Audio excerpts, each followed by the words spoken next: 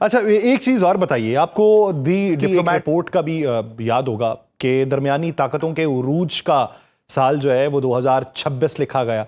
और फिर Washington post की एक रिपोर्ट भी थी जिसके अंदर मुख्तलिफ तस्करे किए गए, मुख्तलिफ वॉर्स के, रशिया के, नेटो के साथ, और पाकिस्तान के, अफगानिस्तान के साथ भी, पाकिस्तान के, भारत के साथ भी, इसराइल के, ईरान के साथ भी। उसमें एक तस्करा अमेरिका और वेनेजुएला था।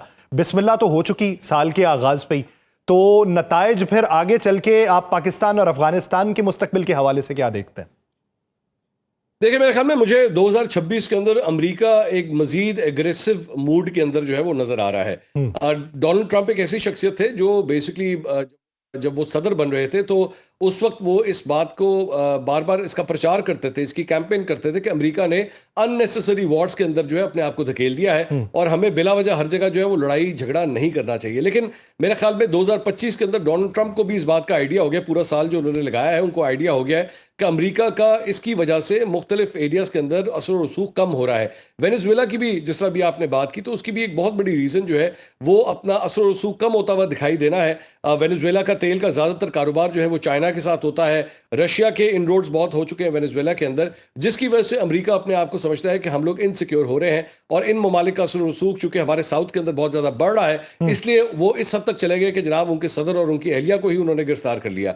सो ये जो अग्रेशन मोड है, ये मुझे लग रहा है 2026 में अमेरिका की जानिब से हम और भी देखेंगे। और ख़ास तौर पे अगर आपको याद हो कि पिछले साल डोनाल्ड ट्रंप ने अफगानिस्तान के हवाले से भी जो है उनकी एयरबेस वापस लेने के, बगराम एयरबेस के हवाले से उन्होंने कहा था कि वापस हमें चाहिए, लेकिन उसके बाद उसके ऊपर ज़्यादा कुछ अमल नहीं हुआ है। लेकिन मुझे लग रहा है कि 2026 के अंदर अफगानिस्तान के हवाले से शायद पाकिस्तान के जरिए या अमेरिका शायद खुद अपना असर रसूख या अपनी पावर को जो है वो टेस्ट करने की खातिर जो है कुछ ना कुछ शायद अफगानिस्तान में कर सकता है। अच्छा, तो आप फिर अफगानिस्तान और भारत के ताल्लुकात मजबूत होते देखते हैं, वक्ती देखते हैं, या फिर आपको ये लगता है कि अमेरिका भारत के ऊपर भी दबाव डाल के ये सबूताज कर सकता है उनके ताल्लुकात को?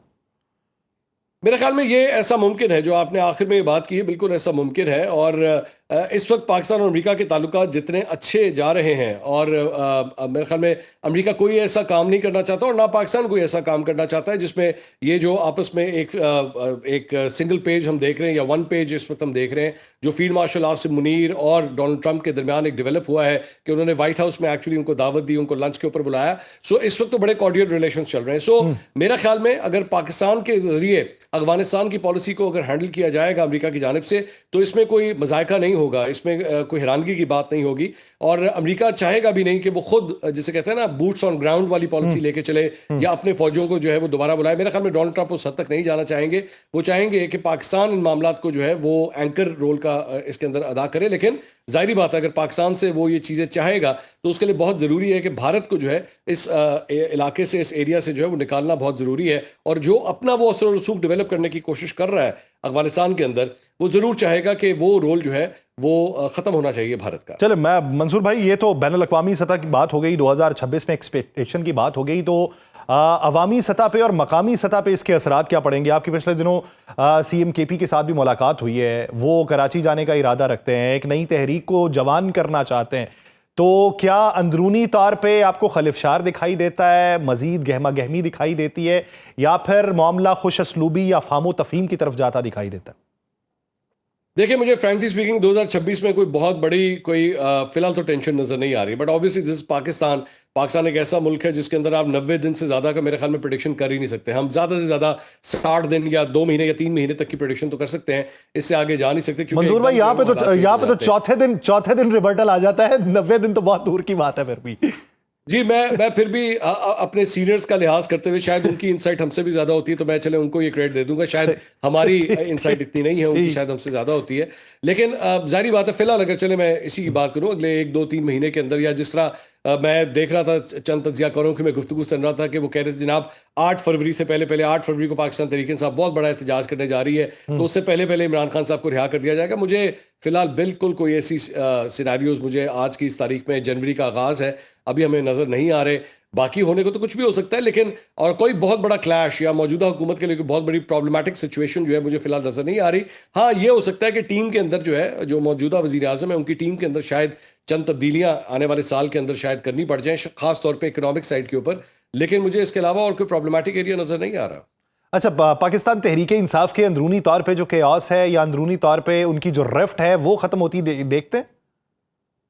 नहीं, अनफॉर्चुनेटली मुझे फिलहाल नहीं नजर आ रहा, बल्कि as a matter of fact मुझे तो फ्रिक्शन और भी ज्यादा नजर आ रही है, क्योंकि पहले तो पाकिस्तान तहरीक इंसाफ के अपने अंदर जो दो ग्रुप्स मौजूद थे, जिसमें बैरिस्टर गौहर, अली अमीन गंडापुर और ये वाला ग्रुप जो है जो ऑपरेट कर रहा था, वो अब इस वक्त बैकफुट के ऊपर है। दूसरा ग्रुप जो है वो ज्यादा हावी हो चुका है, सलमान अकरम राजा साहब का अलीमा खान साहबा वाला ग्रुप जो है वो इस वक्त ज्यादा हावी हो चुका है। सो ये तो सिर्फ बात थी जो इंटरनल रिफ्ट पीटीआई के अपने अंदर चल रही थी, लेकिन वो लोग जो एक्चुअली पाकिस्तान तहरीक इंसाफ को छोड़ गए थे, जिसमें फवाद चौधरी साहब और इमरान इस्माइल साहब, महमूद मौलवी साहब, अब ये लोग भी एक्टिवेट हो गए हैं। बल्कि ये जो आने वाला हफ्ता है उसके अंदर इस्लामाबाद के अंदर एक ये लोग बड़ी बैठक भी करने जा रहे हैं, जिसमें कई एंकर्स को भी जो है वो बुलाया जा रहा है। सो ये भी काफी एक्टिव हो चुका है। सो अब देखना ये है कि ये बाहर वाला ग्रुप, अंदर वाले ग्रुप और अंदर के भी जो दो तीन मुख्तलिफ ग्रुप्स सही। हैं, ये आपस में किस तरह सेटल होते हैं, क्योंकि इस वक्त सूरत हाल ये है कि आपस में बैठ के बात तक नहीं ये करना चाहते। मतलब गंडापुर साहब को आप उठा के देख लीजिए, पाकिस्तान तहरीक इंसाफ की उनको सियासी कमेटी तक से अब उनको निकाल दिया गया। एक फॉर्मर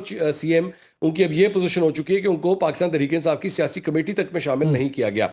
और जाहिर बात है, गंडापुर साहब से आप इख्तलाफ कर सकते हैं, कुछ भी कर सकते हैं, लेकिन केपी की पॉलिटिक्स का एक बड़ा नाम है गंडापुर साहब, सही। लेकिन उनको बिल्कुल साइडलाइन कर दिया गया है। सो इससे ये पता लगता है कि मामला जो है वो पीटीआई के काफी खराब है। और अगर ऐसी सूरत हाल है तो एक जगह मुज़ाकरात की बात हो रही है, एक जगह मज़ाहमत की बात हो रही है, और दोनों चीज़ों को आप इकट्ठे नहीं ले जा सकते।